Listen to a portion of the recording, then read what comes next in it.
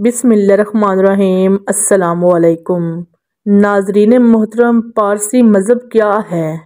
पारसी मज़हब के अकायद व नज़रियात क्या हैं? पारसी अपने मुर्दे क्यों फेंक देते हैं? पारसी मज़हब में बहन से शादी क्यों की जाती है? नाजरीन मोहतरम, ज़रतुश्त पारसी एक कदीमी मज़हब जो तकरीबन 3500 कबल फ़ारस में ज़हूर पजीर हुआ। ज़रतुश्त के अलावा इसको पारसी मजूसियत और आतिश परस्तों का मज़हब भी कहा जाता है। इस मज़हब का नाम एक ईरानी पैगम्बर ज़रदुश्त या ज़रतुश्त से मंसूब है, जिसे 30 बरस की उम्र में अरमूज़ यानी खुदा यकता का ऐलान तारीख़ में लिखा हुआ है। नाजरीन मोहतरम, यहीं से ये मज़हब मशरकी ईरान से होता हुआ दुनिया के बहुत से खितों में फैलता चला गया।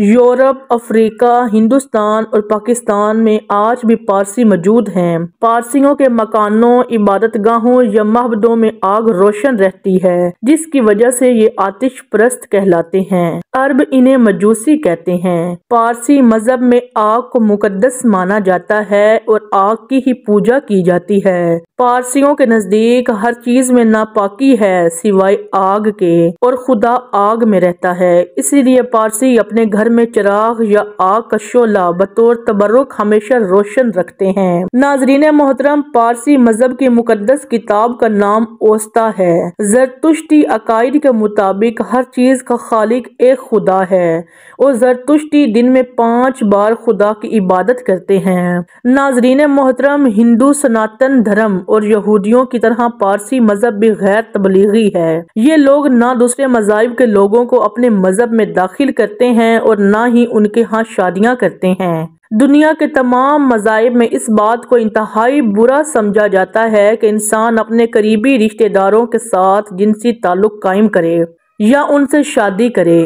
करीबी रिश्तेदारों से मुराद उनके खूनी रिश्ते हैं, यानी महरम रिश्ते, जिनमें माँ, बहन, बाप और भाई शामिल होते हैं। इस्लाम में तो इसकी बेहद सख्ती से ममानत है, लेकिन पारसी मजहब में भाई और बहन में निकाह को ठीक समझा जाता है और इसकी बड़ी तादाद में लोग पैरवी करते हैं और बड़ी तादाद में लोग बहन से शादी करते हैं। पारसी बहन भाई आपस में कहीं अरसे से शादियां करते आ रहे हैं। नाजरीन मोहतरम, ज़रतुश्ती अकीदे में मौत के बाद सदके के आखिरी अमल के तौर पर जिस्म को परिंदों की खुराक बनने दिया जाता है, ताकि मुर्दा इंसानी जिस्म पानी, हवा और जमीन को नापाक न करे। ताहम इस अकीदे के मुताबिक सब इंसान बराबर हैं और मौत के बाद उनके अमाल ही उनके काम आएंगे। इसलिए पारसी बिरादरी में फलाही कामों का रुझान बहुत ज्यादा है। ये बिरादरी माशी तौर पर कमजोर पारसी खानदानों की भी हर मुमकिन मदद करती है।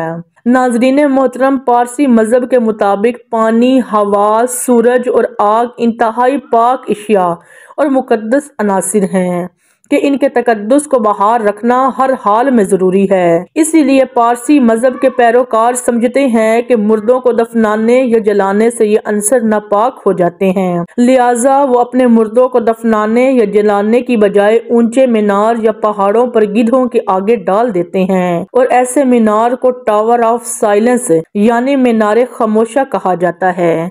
नाजरीन मोहतरम, पारसी मजहब की तादाद दुनिया में बहुत कम है और इस वक्त पाकिस्तान में पारसियों की तादाद 2000 के लगभग है, जिसमें से ज्यादातर कराची में रिहाइश पजीर हैं। नाजरीन मोहतरम, जब अरबों ने ईरान फतह किया था तो उनमें से कुछ लोग मुसलमान बन गए, कुछ ने जिजिया देना कबूल किया और बाकी 8वीं 10वीं सदी ईस्वी तरके वतन करके हिंदुस्तान आ गए। उनका दावा है कि उनके मजहबी रहनुमा के पास ओस्ता का वो कदीम नुस्खा मौजूद है जो उनके पैगंबर ज़रदुश्त या ज़रतुश्त पर नाजिल हुआ था।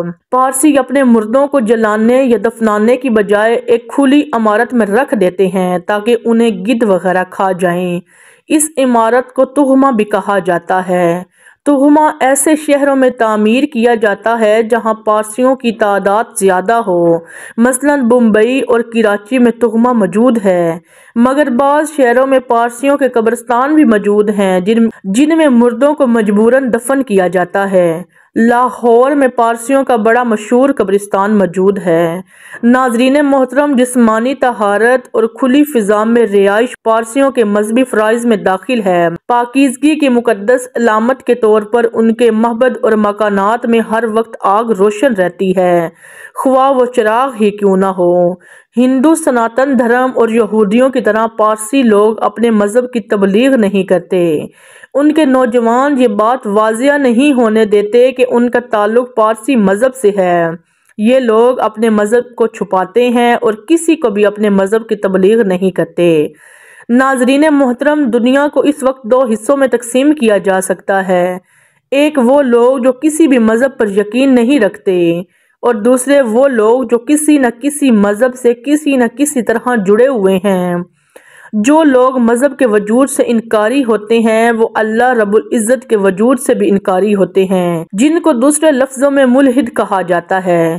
اس وقت ملحدین کی کافی تعداد ہے جو زیادہ تر روس، چائنا اور یورپ میں آباد ہیں۔ کیونکہ یہ کسی مذہب کے پابند نہیں ہوتے، اس لیے ان کی نجی زندگی بھی کسی حدود و قیود کی پابند نہیں ہوتی۔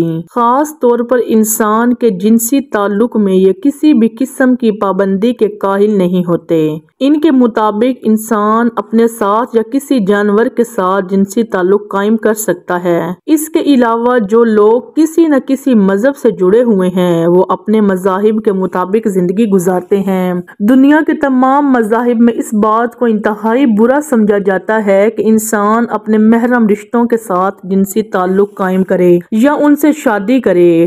قریبی رشتہ داروں سے مراد خونی رشتے ہیں جن میں ماں، باپ، بہن، بھائی شامل ہوتے ہیں، مگر پارسی مذہب میں ایک فرقہ ایسا ہے جس میں بہن سے شادی کرنا انتہائی معتبر سمجھا جاتا ہے۔ ناظرین محترم، اس فرقے کی زیادہ تر تعداد ایران میں پائی جاتی ہے، جبکہ دوسرے نمبر پر یہ بھارت میں مقیم ہے۔ اب رپورٹس سامنے آ رہی ہیں کہ ان کی تعداد میں تیزی سے کمی ہوتی جا رہی ہے۔ ان کا آبائی علاقہ ایران ہے جہاں ان کی حکومت کئی صدیوں سے تھی۔ ناظرین محترم، اسی امید کے ساتھ اجازت دیجیے۔ آپ کو ہماری ویڈیو پسند آئی ہوگی۔ ملتے ہیں بہت جلد ایک نئی تاریخی، حقیقی اور معلوماتی ویڈیو کے ساتھ۔ اللہ نگہبان۔